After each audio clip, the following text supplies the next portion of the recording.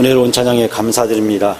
제가 1년에 한 50여회 전국에 있는 많은 교회를 다니면서 예배를 드리고 설교를 하지만 우리 성강교회처럼 이렇게 찬양대가 찬양을 은혜롭게 하는 교회를 쉽게 발견할 수가 없습니다.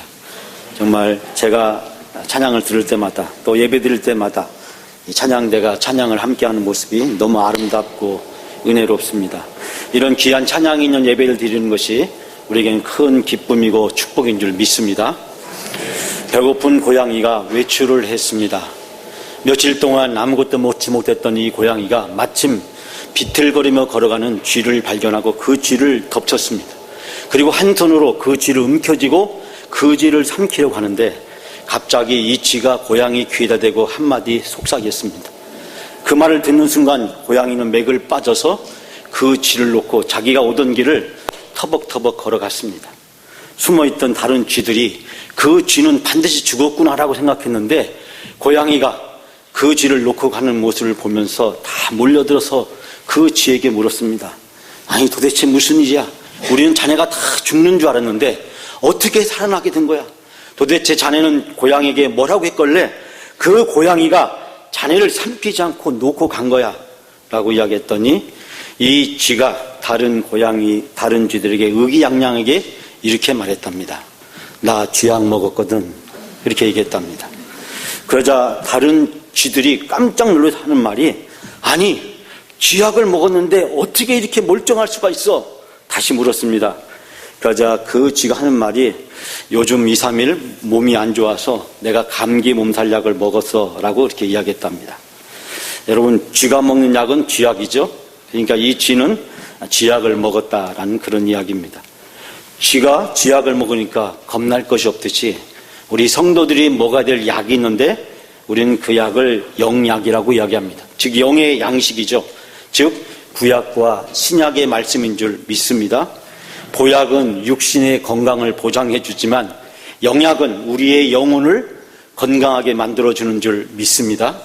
그래서 지난주에 이어서 오늘도 제가 여러분들께 성경 이야기를 하려고 합니다. 아마 5주 지나면 여러분 마음속에 제가 했던 말을 거듭 반복해서 할 것이기 때문에 대충 그림이 다 그려지게 될 거라고 생각합니다.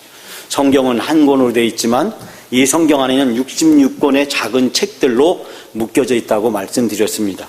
이 성경 전체의 주제는 하나님의 사랑입니다. 아마 여러분이 주일학교 때부터 배웠던 유명한 성경 말씀 요한복음 3장 16절 말씀을 다 기억할 것입니다. 하나님이 세상을 이처럼 사랑하사 독생자를 주셨으니 이는 저를 믿는 자마다 멸망치 않고 영생을 얻게 하려 하심이라. 우리가 노래로 율동하면서 배웠고 암기했고 따라하겠습니다. 다 알고 있습니다. 성경 전체는 하나님의 사랑입니다. 근데 이 하나님의 사랑이 예수 그리스도를 통해서 우리에게 주어지게 되었다는 것을 소개하고 있습니다.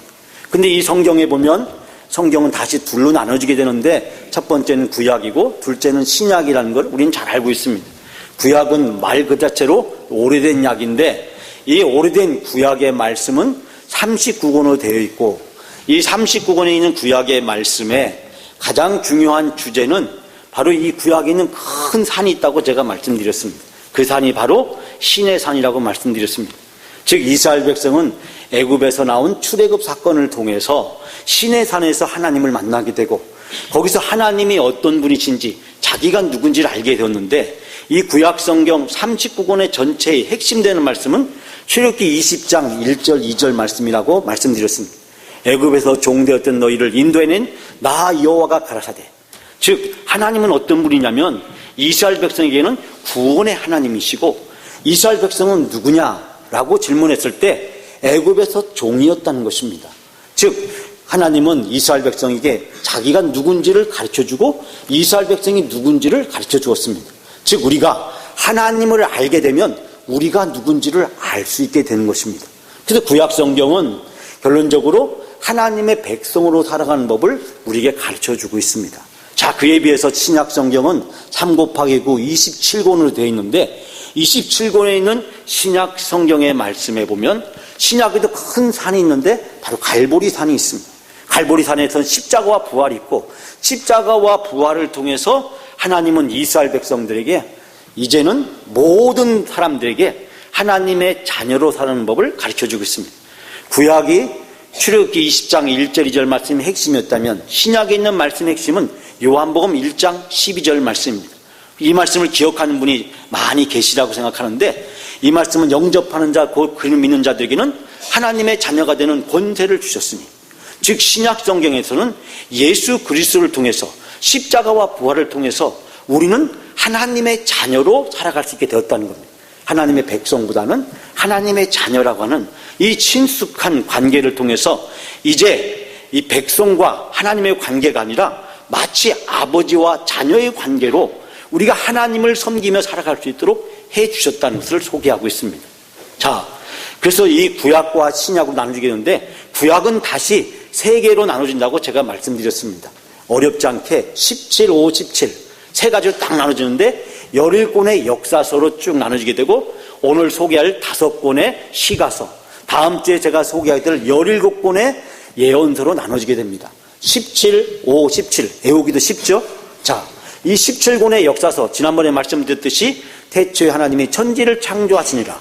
모든 것은 어떻게 시작되었는가? 하나님이 창조하셨다. 하나님으로부터 시작되었다. 이스라엘 민족은 어떻게 시작됐는가? 아브라함, 이삭, 야곱, 요셉으로부터 시작되었다. 그 이스라엘 민족이 애굽에서 400년 동안 노예 생활했고, 하나님이 모세를 통해서 이스라엘 백성을 애굽에서 구원하여 주셨고, 이스라엘 백성이 가나안 땅에 들어가서 이제는 왕정 시대를 사울과 다윗과 솔로몬 시대, 그리고 남왕국과 북왕국이 분열되고 멸망해서 멀리 바벨론 포로 붙잡혀가고, 바벨론 포로 돌아온 이스라엘 백성들이 예루살렘 성벽과 성전을 재건하면서 예수 그리스도 메시아가 오기를 고대하는 것으로 구약 성경은 끝나게 됩니다. 17권의 역사서는 모든 것이 언제 어떻게 시작됐느냐부터 시작해서 바로 모든 것이 메시아 예수 그리스도를 고대하는 것으로 끝나게 됩니다.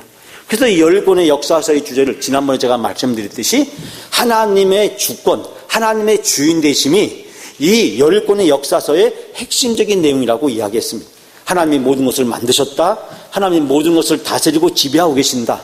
그것은 하나님이 주인이라고 하는 것을 이야기한다.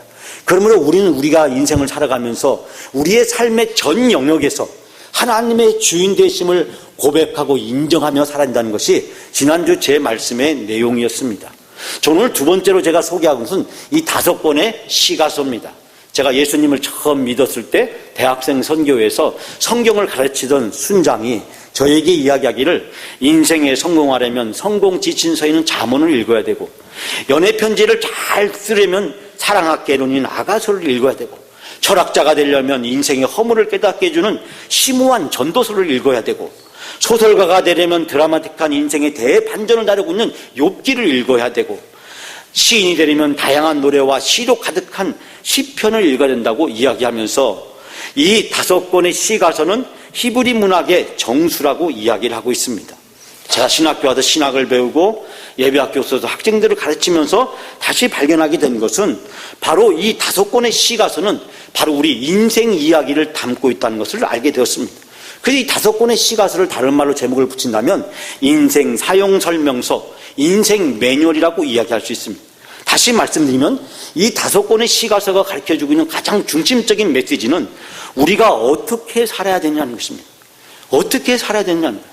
하나님이 모든 것의 주인이라는 것을 알게 되었다고 한다면, 하나님이 내 인생의 주인이라고 하는 것을 내가 알고 깨닫게 되었다고 한다면, 하나님의 주인이심을 알고 깨닫게 된 내가 어떻게 살아야 되는지, 어떻게 살아야 하나님을 기쁘시게 하는지, 하나님이 우리를 만드신 목적을 이루는 삶을 살 수 있는지, 하나님이 나를 만드시고 구원해 주신 그 목적을 이루면서 하나님의 기쁨이 되고 하나님께 영광이 되는 삶을 살기 위해서 우리가 어떻게 살아야 되는지, 어떻게 사는 것이 과연 진정 사람답게 사는 것인지를 가르쳐주고 있습니다.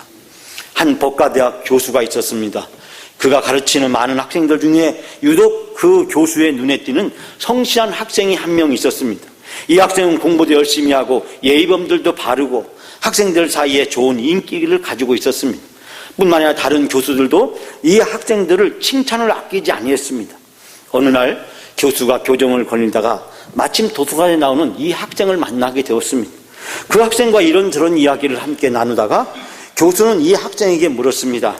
자네는 참 공부를 열심히 하는데 참 보기가 좋고 자네의 성실한 모습에 많은 사람들이 칭찬을 아끼지 않네. 그런데 자네는 이 대학 공부를 마치면 그 다음에 무엇을 할 작정인가? 그러자 그 학생은 교수에게 이렇게 이야기했습니다. 내가 대학을 마치면 대학원에 진학하게 될 것입니다. 그리고 석사와 박사 과정을 다해서 박사학위를 받으려고 합니다. 그러자 교수는 그 학생을 칭찬하면서 그래, 참 좋은 계획이네. 자네가 성실하고 공부도 열심히 하니까 나는 자네가 반드시 박사학위를 얻어서 훌륭한 박사가 되리라고 생각하네. 그렇다면 박사학위를 받은 다음에 무슨 계획을 가지고 있나? 그러자 그 학생은 대답하기를 내가 박사학위를 받게 되면 좋은 변호사가 되겠습니다. 제가 가지고 있는 달변과 지식을 이용해서 유명한 변호사가 되고 그래서 많은 사람들에게 관심과 명성을 얻는 그런 변호사가 되겠습니다. 그래, 그것도 참 좋고 멋진 계획이구만. 그러면 유명한 변호사가 된 다음에 무엇을 할 계획인가? 라고 다시 물었습니다. 그러자 그 청년 이야기를 저와 같이 좋은 가문에서 자라고 공부를 많이 한 그런 아름다운 여자를 만나서 결혼을 해서 자녀도 낳고 행복한 가정을 이루겠습니다. 그래, 그거 참 좋지. 자네는 분명히 아름다운 여자를 만나서 좋은 가정을 이루게 될 거라고 나는 확신하네.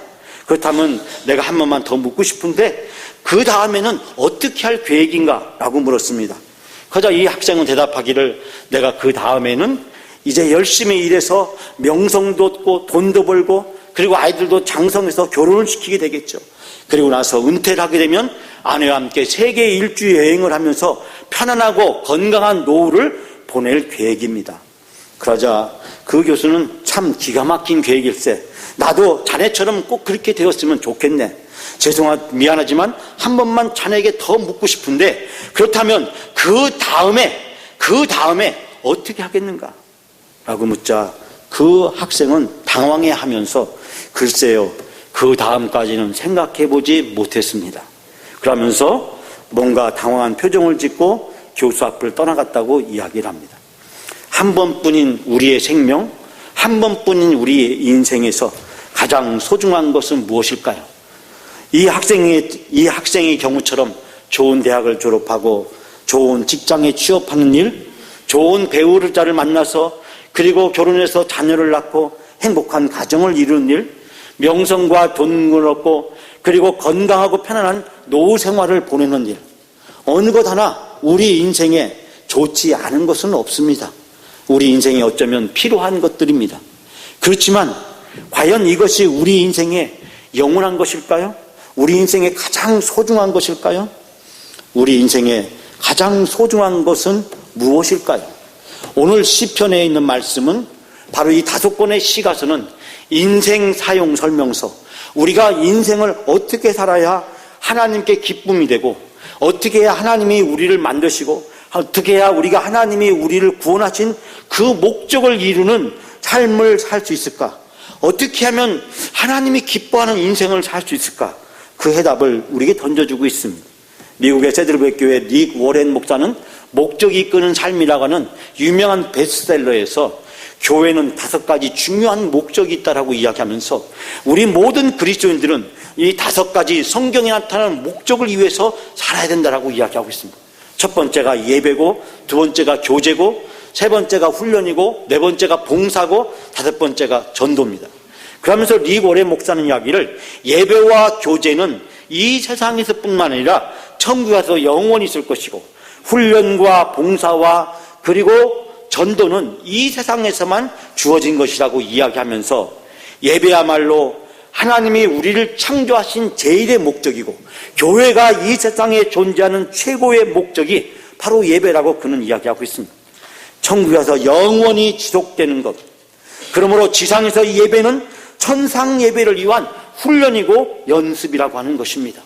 하나님께서 우리를 성광교회를 통해서 부르신 것은 하나님의 자녀로서 살아가는 법을 가르쳐주고 하나님의 자녀로서 살아가는 법을 가르쳐주신 하나님께서 무엇보다도 예배를 통해서 하나님은 우리를 천국에서 영원히 살 수 있는 준비와 훈련을 시킨다는 것입니다. 그걸 우리는 천국 모델하우스인 교회를 통해서 우리가 하나님께 예배하게 되고 다른 성도들과 함께 교제하면서 천국에서 영원히 살 수 있는 준비, 연습, 훈련을 하게 되는 것입니다. 이 훈련 기간은 여러 가지 많은 어려움이 있을 수가 있습니다. 고통도 있고 인내도 있고 시련도 있고 환난도 있습니다. 마치 군대에 입대한 병사가 훈련소에서 훈련을 잘 감당하게 될 때 그 훈련이 너무 힘들고 어렵지만 그 훈련을 감당해야 병사로서 사명과 역할을 감당하게 되는 것처럼 이 천국 모델하우스인 교회에서 다른 여러 성도들과 함께 신앙생활을 하면서 때로는 아픔도 있고 갈등도 있고 시련도 있고 때로는 기쁨도 있고 즐거움도 있고 행복도 있지만 그 모든 과정들을 통해서 하나님은 우리를 천국에서 영원히 살 수 있는 준비, 연습, 훈련을 시키게 된다는 사실입니다. 그러므로 교회를 통해서 우리는 천국을 맛보게 되는 것이고 천국을 누리게 되는 것이고 천국을 사모하고 천국을 고대하게 되는 것입니다. 그러므로 교회는 지상에 존재하기 때문에 완벽한 곳이 아닙니다. 교회는 많은 문제가 있을 수 있고 많은 어려움이 있을 수가 있습니다. 마치 훈련소에서 병사가 그 훈련에 적용하기 위해서 그 훈련을 감당하기 위해서 많은 대가를 지불해야 되는 것처럼 천국에서 영원히 사는 훈련을 이 지상 교회에서 하기 위해서 우리는 많은 대가를 지불해야 됩니다. 때로는 갈등도 있고 때로는 아픔도 있습니다. 그렇지만은 지상에서 이 예배는 지상에서의 이 교회는 영원한 교회, 즉 천상교회와 천상예배를 더 사모하고 더 고대하게 만들고 더 소망하게 만들고 우리를 이끌어준다는 사실입니다. 이 5권의 시가서는 우리들에게 어떻게 해야 하나님께 예배를 드릴 수 있는가, 어떻게 하나님께 기쁨이 되는 삶을 살 수 있는가를 가르쳐주고 있습니다. 5편의 시가서 중에서 특별히 제가 주목하고 싶은 것은 바로 시편입니다. 시편 우리가 잘 알다시피 1편부터 150편으로 되어 있습니다. 시편의 구조를 가만히 잘 보면 5가지 구조로 되어 있습니다. 창세기, 출애굽기, 레위기, 민수기, 신명기. 그래서 시편을 각각 읽어보면 이 5개로 나눠져 있는 것을 보게 됩니다. 이스라엘 사람들은 이 오경의 말씀이 유일한 하나님의 말씀으로 생각하기 때문에 이 율법서 또는 토라라고 불려지는 오경 말씀을 절대적인 기준에 놓고 그 다음에 그 아래다가 5권의 시가서와 그리고 17권의 예언서를 위치해 놓게 됩니다. 그렇기 때문에 이 5권의 오경, 유일한 하나님의 말씀을 153구절로 나누어서 1년에 매 주일마다 회당에 모여서 그 말씀을 읽고 묵상하면서 우리가 어떻게 하면 이 말씀대로 살 수 있을지, 이 말씀대로 살기 위해서 훈련하고 하나님의 백성으로 살아가기 위해서 힘쓰는 것을 볼 수 있게 됩니다. 랍비와 서기관들을 통해서 매주 그 말씀을 읽어지고 그 말씀이 해석되어지고 그리고 그 말씀을 우리의 삶에서 구체적으로 어떻게 적용할 수 있는지를 가르쳐주고 그것을 더 넘어서서 생활 속에서 그 말씀을 지키기 위해서 탈무드라든지 여러 가지 문서들을 통해서 오직 하나님의 말씀대로 오직 하나님의 율법대로 살기 위해서 힘쓰는 모습을 발견할 수 있게 됩니다. 그런데 바로 이 시편은 모세 오경처럼 5개로 되어 있습니다. 하나님께 예배드리는 이 예배 지침서라고 이야기할 수 있는 이 시편은 크게 3가지로 나누어져 있는 것을 보게 되는데 특히 시편 1편은 시편의 서문이자 시편의 시작입니다. 근데 시편 1편은 지난주에 말씀드렸듯이 인생은 어떻게 살아야 되는가, 사람은 어떻게 살아야 되는가, 사람에게는 2가지 길이 있는데 첫 번째는 행복한 사람이 있고 두 번째는 불행한 사람이 있다. 복 있는 사람은 행복한 사람을 얘기하고 그리고 불행한 사람은 악인을 이야기합니다. 그런데 이 2가지 길은 무엇이냐? 하나님께 달려있다는 겁니다. 오직 여호와의 말씀을 묵상하며 그 말씀을 주야로 묵상하며 그 말씀을 의지하고 그 말씀에 순종하는 사람, 즉 하나님의 말씀을 순종하고 하나님의 뜻대로 살아가는 사람이 행복한 사람이다라는 것을 가르쳐주고 있습니다. 그러면서 시편 150편 우리가 함께 읽었던 말씀은 시편의 마지막 편이자 시편의 최종적인 결론을 얘기합니다. 다시 이야기하면 인생은 2가지 길이 있는데 어느 길을 선택할 건지를 1편에서 요구하면서 시편 150편에 가서는 그렇다고 한다면 당신의 인생의 최종적 결론은 뭐냐? 하나님이 요구하는 건 뭐냐? 그것은 하나님께 예배하는 삶을 살 것을 이야기를 하고 있습니다. 이 시편 150편의 내용을 내용적으로 살펴보면 이 앞부분은 기도에 대한 내용이 나옵니다. 우리 아시피 다윗을 비롯한 몇몇 분들의 기도의 내용이 나오는데 인생을 살아가다 보면 여러 가지 어려움을 당하게 되죠. 그럴 때마다 우리가 기도를 통해서 하나님께 나아가게 되고 기도를 통해서 하나님의 음성을 듣게 되고 기도를 통해서 하나님의 능력을 경험하고 체험하게 된다는 것입니다. 그리고 시편 중간 부분에 가면 말씀에 대해서 소개하고 있습니다. 대표적으로 119편을 우리는 말씀편, 말씀장이라고 얘기하는데 여러분 잘 아시다시피 110편, 105절, 119편, 119절 말씀을 우리는 잘 알고 있습니다. 주의 말씀 내 발에 钉은 내게 빛이니이다. 주의 말씀이 어찌 그리 단지요 꿀보다 더 달다이다. 이스라엘에 가면 지금도 이 서기관들이 성경 말씀을 가르칠 때 학생들이 문제를 내고 그 문제를 맞출 때마다 학생들에게 과자에다 꿀을 듬뿍 찍어서 입에 넣어준답니다. 그럼 학생들의 이야기를 하나님의 말씀은 이 꿀과자보다 더 달단다.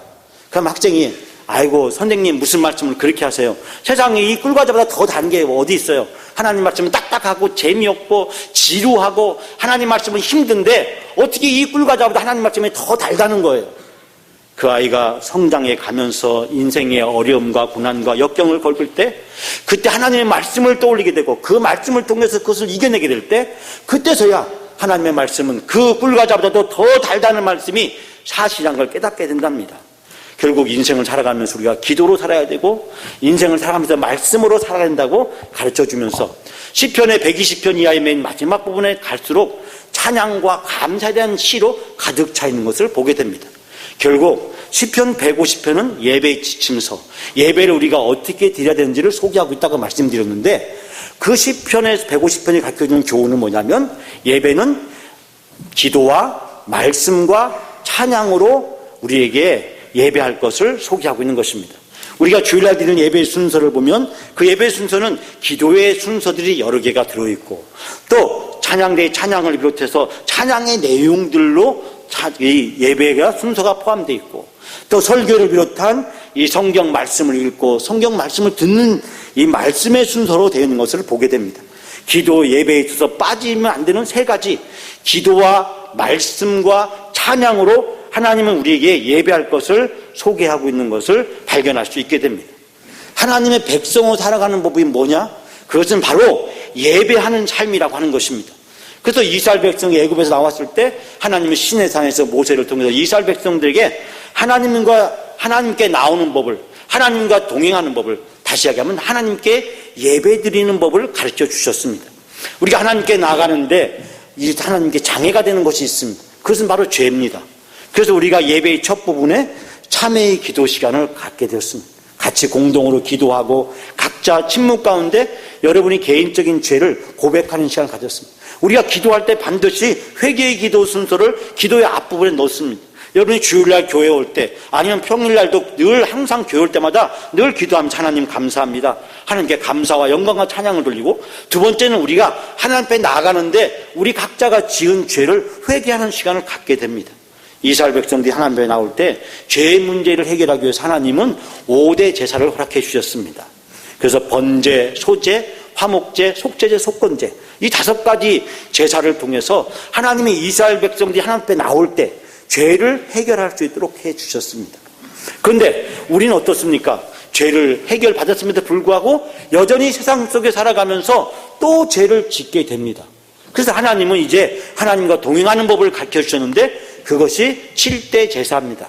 6월절부터 시작해서 초막절, 오순절, 나팔절, 장막절 이 유모초 나속장이라고 하는 7가지 절기를 통해서 하나님은 이스라엘 백성들이 봄, 여름, 가을, 겨울 1년 내내 하나님을 잊지 않고 기억하고 하나님의 은혜 가운데 살아갈 수 있도록 돕기 위해서 7대 절기를 허락해 주셨습니다.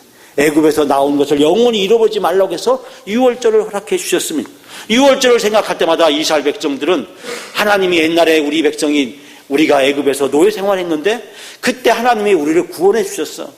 집 앞에 있는 마당에다가 천막을 치고 6월절에 절기를 보낼 때 어린 자녀가 아버지, 엄마 왜 편안한 집을 내버려두고 왜 침대를 내버려두고 이 마당에 나와서 천막을 치고 우리가 이런 절기를 지키는 거예요. 그 이유가 뭐예요? 라고 물어보면 옛날에 우리 조상이 애굽에서 노예였단다. 그때 하나님이 우리 백성들을 구원해 주셨단다. 그래서 우리가 6월절이 되면 그 하나님이 우리를 구원 걸 잊지 않고 영원히 기억하기 위해서 우리가 6월절이라는 절기를 지키는 것이란다. 하나님은 우리에게 교회력을 허락해 주셨습니다. 예수 그리스도의 오심을 기다리는 대강절부터 시작해서 예수 그리스도가 이 세상에 태어나신 성탄절, 그리고 예수 그리스도의 고난을 기다리는 사순절과 예수 그리스도의 고난받으심을 일주일 동안 기념한 고난주간, 그리고 예수 그리스도의 부활하심과 그리고 예수 그리스도의 승천과 그리고 성령이 오시는 우리가 성령 강림절, 그리고 삼위일체 주일이라고 하는, 그래서 1년 365일을 예수 그리스도의 오심부터 시작해서 다시 오심까지 예수 그리스도의 생애를 기억하면서 살아갈 수 있는 교회력을 통해서 우리가 하나님께 예배할 수 있도록 허락해 주셨습니다. 그 이유는 무엇입니까? 만약에 성탄절이 없으면, 만약에 부활절이 없으면 우리가 예수님의 탄생하심을, 예수 그리스도의 부활하심을 잃어버리고 망각할는지 모릅니다.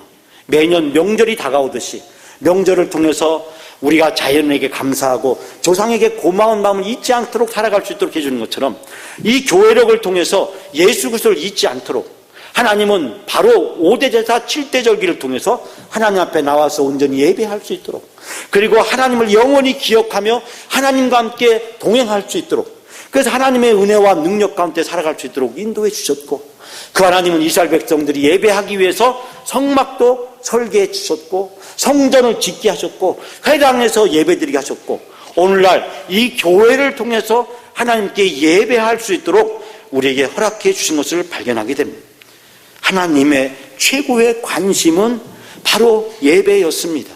이스라엘 백성을 애굽에서 인도해 드린 것은, 적과 꾼은 가나안 땅에 인도해 주신 것은, 그리고 죄로 인해서 영원히 불순종할 수밖에 없는 우리를 예수 그리스도를 통해서, 예수 그리스도의 십자가와 부활을 통해서 우리의 죄를 용서해 주시고 구원해 주시고 하나님의 자녀로 영생복락하는 삶을 살아갈 수 있도록 우리를 인도해 주시고, 그 천국을 영원히 소망할 수 있도록 인도해 주신 하나님의 최고의 목적, 우리 인생에 기대하는 하나님의 최고의 기대, 바로 그것은 예배라고 하는 사실입니다. 우리는 예배를 통해서 우리의 믿음과 신앙을 증명할 수 있습니다. 여러분, 내가 믿음이 있습니다 라고 하는 사실을 무엇으로 증명할 수 있을까요? 내가 교회에서 봉사한다고요? 내가 어떤 일에 헌신한다고요? 물론 그것도 믿음을 증명하는 것이 될 수 있습니다. 그러나 그것은 객관적인 기준이 되기에는 너무나 많은 사람이 많은 차이를 가지고 있습니다. 내가 하나님의 자녀라고 하는 것, 내가 구원받았다고 하는 것, 이것을 가장 명확하고 가장 단순하고 가장 분명하게 증명할 수 있는 것은 바로 주일입니다. 바로 예배입니다. 우리는 예배를 통해서 우리가 하나님의 자녀됨을, 우리가 예수 그리스도를 통해서 구원받았음을 가장 분명하고 확실하게 증명할 수가 있는 것입니다. 그러므로 인생을 살아가면서 우리가 반드시 기억해야 될 것이 있다면, 예배드리는 일에 실패하면 신앙생활에 실패하고, 신앙생활에 실패하면 인생에 실패한다는 것. 다시 하면 예배에 성공해야 인생에 성공한다는 것입니다.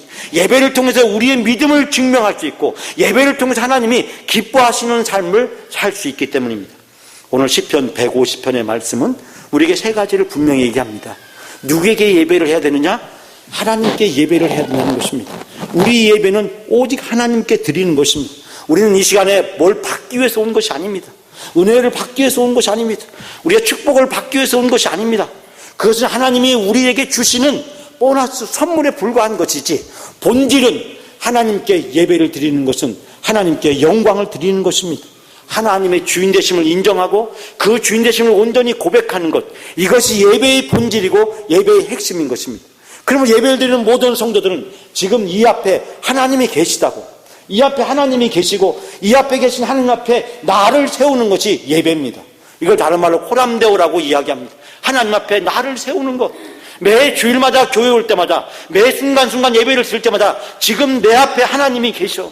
그 하나님이 계시다고 하는 그 믿음과 신앙을 가지고 나아가는 것. 그래서 예배는 오직 하나님께 찬양과 영광과 감사를 돌려드리는 것이 바로 예배의 첫 번째입니다. 두 번째 150편에 가르치는 것은 예배는 어떻게 드려야 되느냐? 우리가 할 수 있는 모든 방법을 통해서 예배를 드려야 된다는 것입니다. 왜냐하면 우리에게 존재하는 모든 것들은, 우리가 소유하고 있는 모든 것들은 우리의 것이 아니라 하나님이 주신 것입니다. 그러면 우리가 가진 모든 은사와 소유하고 있는 모든 것들을 통해서 어떻게 하면 하나님께 예배를 드릴 수 있을 것인가? 하나님이 모든 것을 우리에게 주셨기 때문에 하나님이 주신 그 모든 것을 통해서 하나님이 모든 것의 주인이시기 때문에 주인이신 하나님께서 주신 그 모든 것을 통해서 우리가 예배해야 된다는 것입니다. 그리고 세 번째는 예배의 대상은 사람뿐만 아니라 우리의 삶의 모든 영역에서, 우리 교회 안에서뿐만 아니라 가정에서, 직장에서, 학교에서, 사회에서, 우리가 있는 그곳에서 하나님의 주인 되심을 인정해야 되듯이 바로 그곳에서 예배가 이루어져야 된다는 것을 이야기하고 있습니다. 그러면 주일날 교회에 와서 드리는 것만이 예배가 아닌 것입니다. 그러면 예배를 마치고 가는 그 순간 바로 진정한 예배는 시작되는 것입니다. 교회에 자주 지각하는 한 성도가 있었습니다. 그런데 이 성도는 교회에 급히 차를 몰고 오다가 그날따라 차가 길에 막혔습니다. 그러자 이 성도가 투덜대면서 하는 말이 하나님 왜 막으십니까? 그러더래요. 자기가 늦게 온 걸 생각하지 않고요. 교회 주차장에 도착하니까 벌써 10분이 지났습니다. 집사된 지도 얼마 되지 않았는데 이제 또 지각이나 라는 생각하면서 성급히 나서다 보니까 문자락에, 차 문에 자기 옷자락에 끼었답니다. 그러자 이 사람이 투덜거리면서 하는 말이 하나님 왜 붙잡으십니까? 그러더래요. 그러면서 본당에 막 계단을 허겁지겁 올라오는데 보니까 권사님, 장모님이 안내라고 계신데 저 집사는 맨날 예배 시간에 지각하는 것 같아라고 자기를 보고 흉보는 것 같아서 너무 허겁지겁 올라가다가 계단에 발을 헛디뎌서 넘어졌답니다. 그래서 하나님은 왜 다리를 거십니까? 그러더래요. 예배당에 도착하니까 이미 찬양대가 찬양을 하고 있었습니다. 숨을 겨우 돌리고 나서 앉고 보니까 땀도 비실비실 나고 드디어 예배를 드리기 시작했는데 그만 잠이 오기 시작했습니다. 그래서 하나님 왜 나를 졸리게 하십니까? 라고 이야기하더래요. 바로 그때 누가 옆에서 옆구리를 찔리면서 이야기했답니다. 아빠 요금 내고 가야지. 이미 설교를 끝나고 헌금 시간이었다라고 이야기합니다. 여러분, 우리의 예배를 진단해 보면, 우리의 예배를 한번 살펴보면 우리는 과연 어떤 예배를 드리고 있을까요? 우리는 과연 하나님이 기뻐하시는 예배를 드리고 있습니까? 우리는 기도와 말씀과 찬양으로 예배해야 되고 오직 하나님께 예배를 해야 되고 우리가 가진 모든 것을 다 동원해서 하나님께 예배를 해야 되고 우리가 어디에 있든지 하나님의 주인 되심을 인정하고 고백해야 되듯이 어디에 있든지 하나님께 예배하며 살아야 되는데 그런 우리의 삶이 과연 온전히 하나님께 예배하는 삶을 살고 있는가? 인생 사용 설명서, 인생 지침서라고 할 수 있는 이 5권의 시가서를 통해서 특히 예배 지침서라고 하는 이 시편의 말씀을 통해서 우리의 예배를 한번 돌이켜보면서 나는 과연 지상에서의 예배를 통해서 천상에서 누리게 될 영원한 예배를 사모하면서 날마다 매 주일마다 순간순간마다 내가 있는 그 삶의 장에서 과연 천국을 경험하고 천국을 맛보고 천국을 누리는 그런 복된 예배, 복된 삶을 살고 있는지 우리는 우리 자신들을 돌이켜 봐야 됩니다. 우리는 매 주일마다 부활을 기념하는 주일 예배로 드리게 됩니다. 유대인들은 창조를 기념하는 창조 기념일로서 안식일을 지켰지만 우리는 주님의 부활을 기념하는 부활 기념일로서 주일을 보내고 있습니다. 그러므로 그리스도인들에게 매 주일은 작은 부활절입니다. 초대교회 교인들은 특별히 다른 부활절이 없었습니다. 그것은 매주가 부활절이었기 때문에 토요일 밤부터 모여서 부활절 새벽으로 나아가면서 그들은 매 주일마다 예수님의 부활하심을 기념하면서 그 부활의 은혜와 감격을 누리는 삶을 살기 위해서 노력했습니다. 그리고 주일 예배는 예배의 시작이고 축도는 예배하는 삶의 현장으로 파송하는 순서인 겁니다. 축도는 예배의 끝이 아니라 시작인 것입니다. 예배는 한 주일 동안 우리의 시간을 통해서 우리가 있는 그곳 삶의 장에서 그곳이 어느 곳이든지 간에 하나님께 예배를 드려야 되는 장이 되는 것입니다. 사랑하는 여러분, 예배를 드릴 수 있는 것이 우리에게는 얼마나 큰 축복입니까? 예배를 드릴 수 있는 것이 얼마나 큰 우리에게 은혜입니까? 지금 이 순간도 예배를 드리고 싶어도 예배를 드리지 못하는 사람들이 이 지구촌에 많습니다. 우리 주변에 우리 가족 중에 병상에 누워서 또 삶의 여러 가지 조건과 이유 때문에 온전히 예배를 드리지 못하는 그런 성도들이 많이 있습니다. 언젠가 우리도 교회 와서 예배 드리지 못할 날이 다가오게 될 것입니다. 그날을 생각해 보면 지금 내가 교회 와서 예배 드릴 수 있다는 것이 나에게 얼마나 큰 감사고 얼마나 큰 축복이고 얼마나 큰 은혜인지 모릅니다. 제가 목회하던 교회에서 경희대 한방병원에 신방을 하게 되었습니다. 지난주까지 헌금으로 열심히 봉사하던 한 50대 후반에 60도 안 된 59세가 된 한 집사님이 갑자기 쓰러지셨습니다. 중풍이 왔습니다. 몸이 반쪽이 마비가 되었습니다. 그분은 열심히 주의를 잘 지키고 헌금위원으로 열심히 봉사를 했습니다. 경희대 한방병원에 신방을 하면서 그분의 손을 붙잡으면서 기도하면서 그분은 저에게 눈물을 글썽글썽하면서 이렇게 얘기했습니다. 목사님, 제가 빨리 나아서 교회가 다시 예배를 드리고 싶습니다. 그러면 예배를 더 열심히 드리고 싶습니다. 저에게 주어진 이 직분, 비록 헌금위원이지만 이 헌금위원 직분 최선을 다해서 잘 감당하고 싶습니다. 그리고 병원의 문을 나서는 저를 바라보면서 한쪽 손은 마비가 됐는데 마비가 된 한쪽 손으로 저에게 다 경례를 하면서 충성 그렇게 말씀합니다. 그것이 그분을 뵌 마지막 모습이었습니다. 그리고 이틀 후에 새벽에 그분은 하나님의 부르심을 받았습니다. 저는 경희대 한방병원을 갈 때마다 신방할 때마다 많은 성도들이 입원을 하고 치료하고 퇴원하고 또 회복하는 모습들을 보면서 늘 경희대 한방병원 입구에 들을 때마다 저에게 충성이라고 마지막 인사를 나눴던 그분의 모습을 잃어버릴 수 없습니다. 예배할 때가 예배 못할 때가 오기 전에 내가 예배를 드릴 수 있는 것이 얼마나 감격이고 내가 예배를 통해서 헌신할 수 있는 것이 우리에게 얼마나 큰 축복인가를 저에게 늘 되새기며 회상하게 만드는 그 집사님의 그 충성이라고 하는 그 마지막 인사를 잃어버리지 않습니다. 지금도 가끔 그 두 분의 아드님과 며느리 그리고 부인 권사님과 가끔 통화를 하면서 그 모습, 추도 예배를 드릴 때마다 그 아버지가 남겨줬던 그 마지막 충성을 저는 유가족들에게 소개를 하면서 그 아버지의 신앙, 예배를 해모했던 그 아버지의 마음을 우리 자녀들이 아름답게 본받을 것을 권면했던 기억이 지금도 잃어버리지 않습니다. 사랑하는 여러분, 구원받은 것 우리 인생의 최고의 축복이고 하나님이 우리에게 구원을 베풀어 주신 것 세상에 무엇과도 바꿀 수 없는 가장 귀한 것인 줄 믿습니다. 그 구원의 감격과 기쁨을 누릴 수 있도록 매 주일마다 우리를 교회로 불러주시고 천국 모델하우스인 이 성광교회에서 이 지상 예배를 통해서 천국에서 영원히 누리게 될 천상 예배를 맛보고 누릴 수 있도록 은혜와 복을 주시는 것, 이것보다 더 귀하고 더 값진 것이 어디에 있겠습니까? 오늘도 이 감격으로 이 기쁨으로 하루를 살아가는 여러분이 되시길 바랍니다. 이 감격과 기쁨으로 이번 한 주간도 여러분이 계신 곳이 어디든지 그곳에서 하나님의 주인 되심을 인정하고 하나님께 온전히 예배하는 복된 삶을 살아가는, 그래도 이 다음에 언젠가 주님께서 우리를 천국으로 부르실 때 할렐루야 찬송하면서 천상 예배로 천국의 영원한 삶으로 나가는 복된 성도들이 다 되시기를 주의 이름으로 축원합니다. 기도하겠습니다. 하나님 아버지, 예배를 드림이 우리의 삶의 최고의 우선순위임을 믿습니다. 오늘 하루의 삶에서, 이번 한 주의 삶에서 하나님 앞에 나와서 예배하는 것이 세상의 그 무엇과도 바꿀 수 없는 가장 소중한 것이고 내 인생의 최고의 제1순위가 되는 것임을 믿습니다.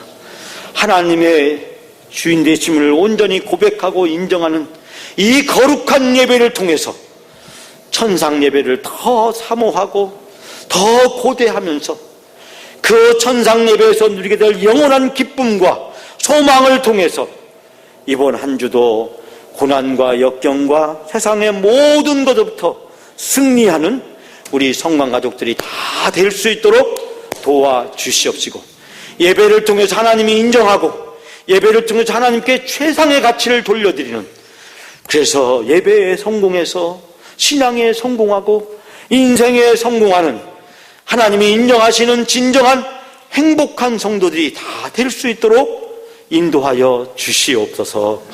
예수 그리스도의 이름으로 기도하옵나이다. 아멘.